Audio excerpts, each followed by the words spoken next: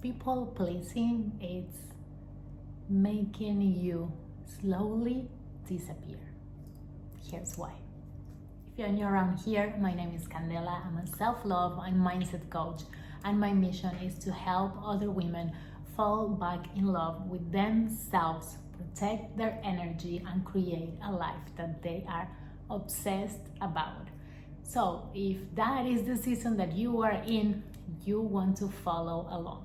Let me go back in time so I can talk from my experience. I grew up being the girl that was perfect. I didn't want to bother anyone. I didn't want to be a burden for my mom. So I always did everything that I was supposed to do. I went to school, get the best grades. I was really well behaved. I didn't party at all. I wasn't a troublemaker. I was just one of these complete, perfect, straight A girl. And for most of my life, I played that part. For most of my life, I kept kind of like checking these boxes of the things that I was supposed to be doing. So I went to study and I got a degree in engineering and I started working a corporate job, and I was living in this really nice apartment. I had a beautiful, amazing boyfriend, and at some point in that story, I realized that I had completely disappeared, that I hadn't been really asking myself what was that I wanted, that I was just following a script and pleasing everyone. My family was really happy about me. I had this really great job and this title. They were all so proud of me. My friends were really happy with me because I was always available. I was one of those people that you could call at any time, any day. I was always the yes girl. Whatever you need, I'm here. Whatever you're having a bad day, I'm gonna be here. You want to go to this event, I'm gonna be here. Whatever they needed, I was there. And I started to realize that I was feeling chronically tired. I was feeling exhausted all the time. I was coming back home from my job and I felt like I had no energy. And slowly I started realizing that it wasn't because I was doing too much. It's because everything that I was doing was to please others instead of looking at my needs first. I realized that I was not considering my needs. I was just considering the bare minimum. And I was giving all of my energy, all of my time, everything to everyone else. And when I realized that, I also started thinking about like, okay, if I keep doing this for years to come, if I keep following this path, what will my life look like? What's gonna be the future for me? And when I sit down with myself and I did that exercise, I had to face a really hard truth. I had to face the reality that if I kept doing that, my life would be bad. It would be perfect by any standards. It would be even like great given my background, but I would feel so miserable because it was so misaligned with what I actually wanted. That realization kind of like slapped me on my face. And then to make things worse, when I was 30, after I took my first leap of faith and left it all and started a new life in another country, But I realized that I was collecting the same milestones. I was like copy pasting the life that I had back home in Argentina. I did the same thing in Spain. And it looked like a success, but again, it wasn't fulfilling me. It wasn't even making me happy. And when I was 30, my mom died. And that shaped me to my core, because my mom suffered from mental illness for most of her life. And that made me realize that you only have one shot at this life. You only have one chance. This is not a rehearsal. This is not a trial. This is it. And that moment slapped me on my face. And I had to decide to start choosing differently, to start protecting myself, to start being brutally honest with myself, with what I wanted, with what I needed, and start actively claiming those things.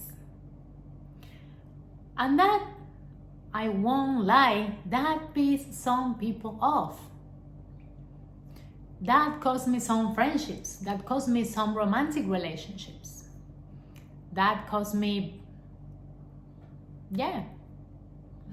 some relationship that at that point I thought they were going to be forever. But you know what? When you start setting boundaries, everyone talks about boundaries. It's like a hot topic. But when you start actually expressing your needs to people, and you have been this good girl, the one that just accepts whatever and keeps going, you will surprise people, because they've been used to you having this identity of being always available, always saying yes. So when you do things differently, you are gonna find a lot of friction. But here's the thing, when you start being honest with yourself, when you start talking about your needs out loud, when you start protecting your energy as if it's your biggest asset, because let me tell you, it is. When you start protecting your time, when you start being mindful of who you surround yourself with and the things that you allow in your life, the whole world gets the memo. People start treating you in a different way. They start respecting your time more, your energy more. They start respecting your presence, because they know that you're not just saying yes out of need. You're not just saying yes because you want to be available. You're saying yes because you actually want to be there, because your whole body, energy, time, and presence are there. And here's the thing, as I said, that cost me a lot of people. But after some time, I started realizing that those weren't my people. Because anyone who benefits from your lack of boundaries, anyone who benefits from you being always available, it doesn't matter what's happening in your life, anyone who benefits from that, it's not going to be beneficial for you. Because if the basis of the relationship it's not this reciprocity, which relationships are all about, if it's always like one-way street, because you are always the one being available, being there, helping them out, always doing whatever they need from you, that's not love. That's just convenience. And you are way better off without those people. And here is the thing, and here is like the most magical part of setting boundaries, of stop being a people pleaser in general with everyone. This is the magic. When you start setting those boundaries, when you start pleasing yourself first, making the choices that please yourself first, not only the wrong people will leave, but the right people will get into your life. The right people will start showing up for you. The right friends, the right partners, and all the relationships are going to change. Even your family dynamics are going to change. Because when you decide that you are not available anymore for drama, for complaining, for people just using your time and energy without even caring, when you stop doing those things, people start acting differently. And they either rise to meet you there, or they just kind of disappear from your life and you start spending less time with them. And that, my friends, that is just really beneficial for you. Even though it hurts, and I know it hurts, and I've been through that, and of course it's not a nice, easy process.